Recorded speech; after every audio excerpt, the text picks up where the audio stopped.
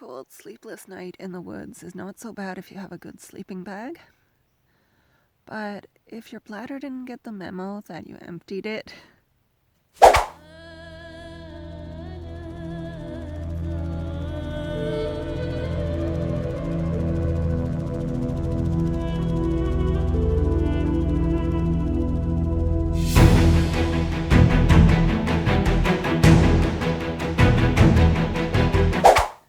a cold, sleepless night in the woods with a good sleeping bag can be not so great. Oh, I have no idea how cold it was, but it was cold. My sleeping bag is great, and I was like comfy cozy in here, and especially this silk sleeping bag liner, this one here, just is wonderful. The main problem is getting out of my clothes and into the liner in the sleeping bag. That is the challenge. But once you've done that, it's like it takes 2 seconds for everything to warm up to your body temperature, and it's awesome. The only thing is I made the mistake of wearing socks, and so my toes were cold because they were being separated from my body heat and from each other's body heat within the sleeping bag. So like halfway through the night, I had to take the socks off. And otherwise, and they did warm up if I brought them close to my body. If I put them away, like stretch myself out, they did tend to get a little cooler again. But otherwise, it wasn't bad. It actually wasn't bad at all in the sleeping bag. But now I have to get out and go to the washroom. And this is just going to be torture. All right. Don't think about it, just do it. Okay, here we go. I just opened my tent door. I haven't even opened the fly yet, and it's actually so much colder than in my tent. And the only thing that's heating up my tent is my body heat. So, wow, that's pretty amazing. But,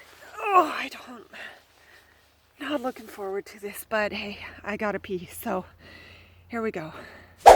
Alright, so I thought it can't be that cold out here, right? I mean, it's cold, so it definitely can be that cold. I checked my thermometer.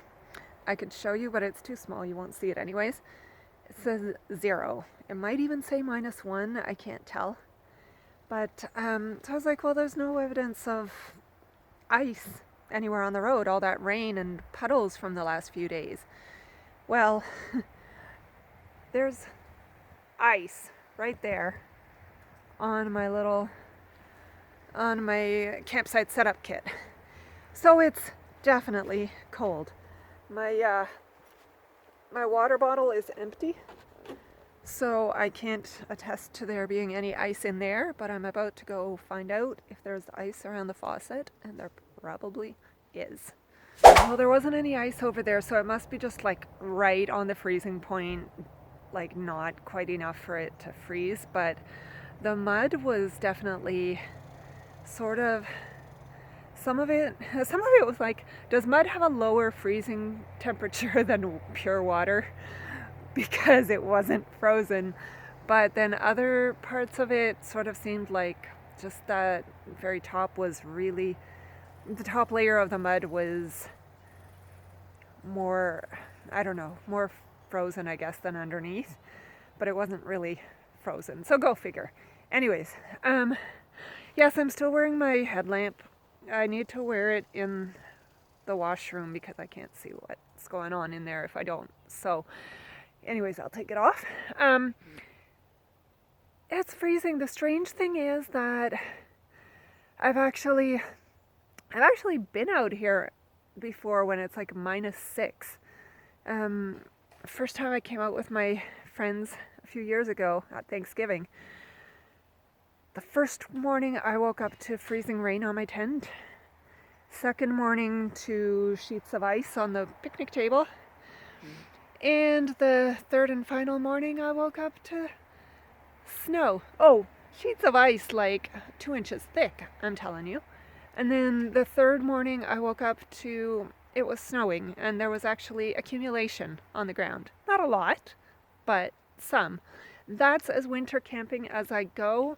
I do not go beyond Thanksgiving in whatever country I'm in. I have to say, probably in the US, there might be some places down in the South, California or wherever, Florida, Texas, where I might go camping after US Thanksgiving. But in Canada, after Canadian Thanksgiving, ain't happening. All right, I'm gonna go take a bit of a walk to warm myself up because I can't even make breakfast until I'm a little warmed up, and I have enough wood for a nice little fire tonight. I shouldn't need more because the forecast has been saying it's going to be a warm night, so just enough to give me a little bit of warmth before I go to bed. Should be okay. So I don't want to use that wood this morning because I don't want to have to make another run into town to get more firewood, and I don't want to use the firewood here. And it's a lot of work to make a fire. Why do I need to make a fire? Although, I don't know, I might rethink that. But anyways, if I do rethink that, that does mean I run into town. And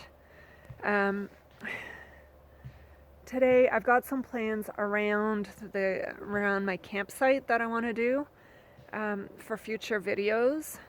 So not going to be much hiking today, I don't think. I'm just hoping it gets warmer because that would be really nice if I'm not on the trails. It would be really nice if it was a little bit warmer. Okay, go for a little walk.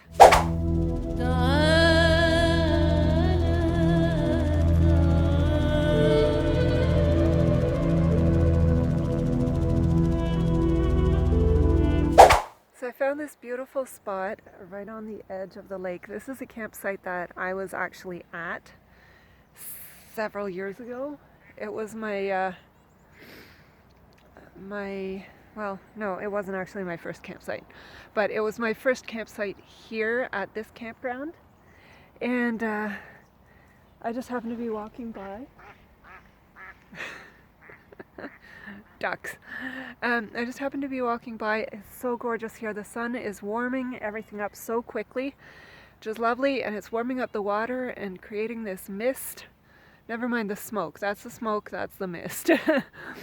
And it's just so beautiful. And the water is like glass.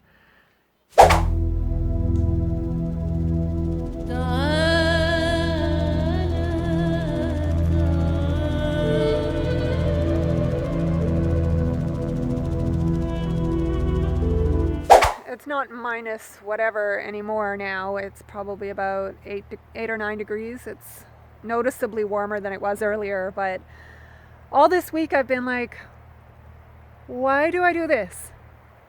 Why? Why do I put myself through this? Maybe I should go RVing, or maybe I should go like to Jamaica or somewhere. I don't know. But regardless, last night when I was getting myself ready for bed, I'm just sitting there minding my own business, changing my clothes, and I start thinking, I should get one of those longer Thermarest bubble pads because that would fit perfectly in the entrance to my tent there, and I could sit on that and I wouldn't have to worry about making sure that I'm sitting on the little pad because it would cover the whole area and it would keep me warm. What was I thinking? Honestly. Apparently I'm coming camping again. Always looking for new gear.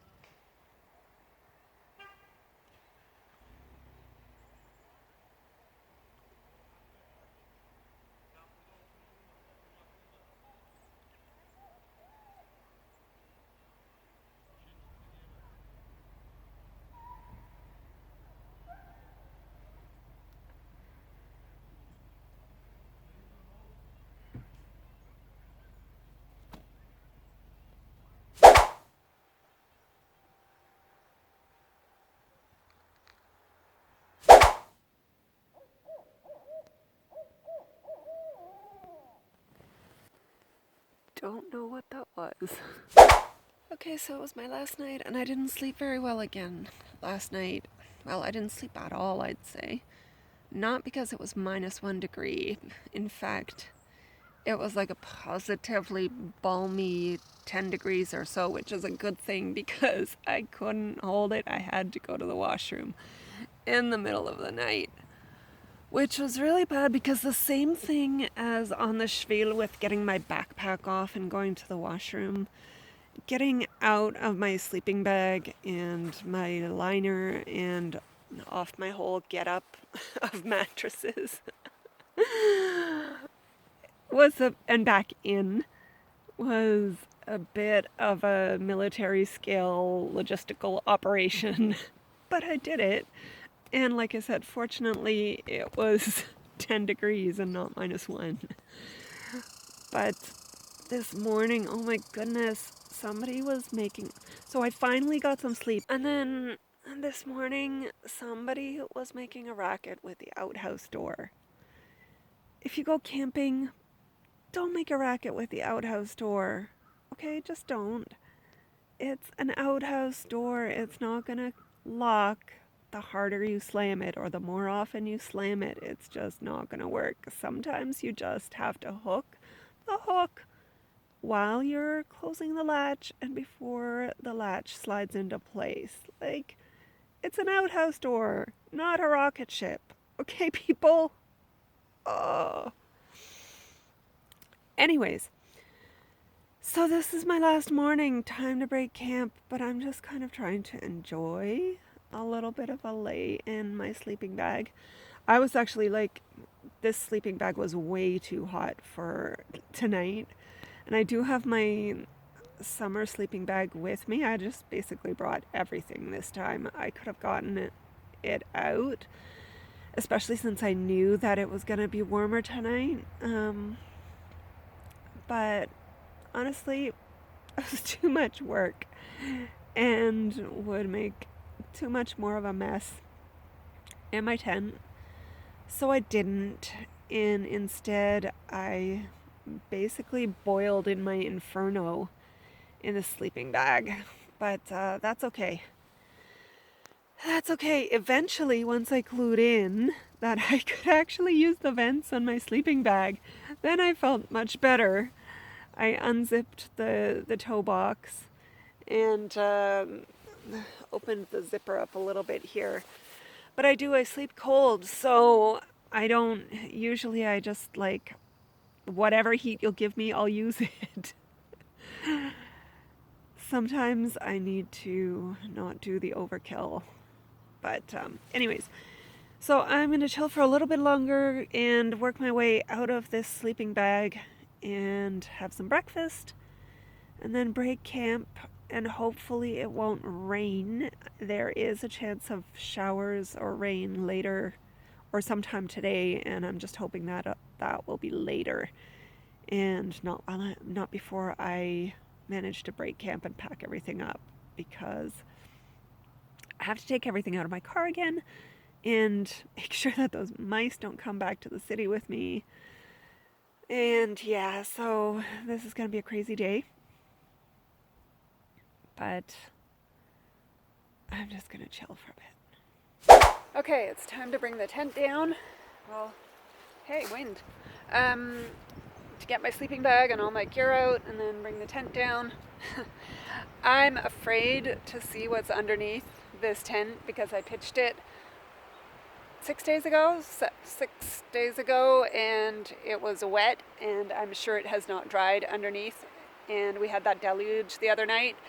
So, yeah, I just don't even, and then we had that snail. I don't even want to think about what might be under there, but we're going to find out. So, here we go. All right, almost done. Racing against the weather here because that beautiful sunshine is gone. And for the last hour or so, it's been looking like it could rain any second. So I actually like to get my stuff all organized if I can when I leave the campsite, but most times I never can. So that's gonna happen again today. I have to just stuff everything in big, huge garbage bags and worry about it once I get in the city. It's a good thing I have access to a yard right now, because when I'm living in a condo, I don't. But I'm in a house right now with my friends. So that's good. Now the tent, I was actually fairly pleased. It wasn't frightening underneath. The tent itself was, actually I was even surprised it was fairly dry. There was a little bit of moisture on the bottom of the tent. There was a little bit of moisture inside the tent under my air mattress, which kind of surprised me, and I was disappointed about that, but it shouldn't surprise me. It's normal. Well, I shouldn't say it's normal, but it's not abnormal.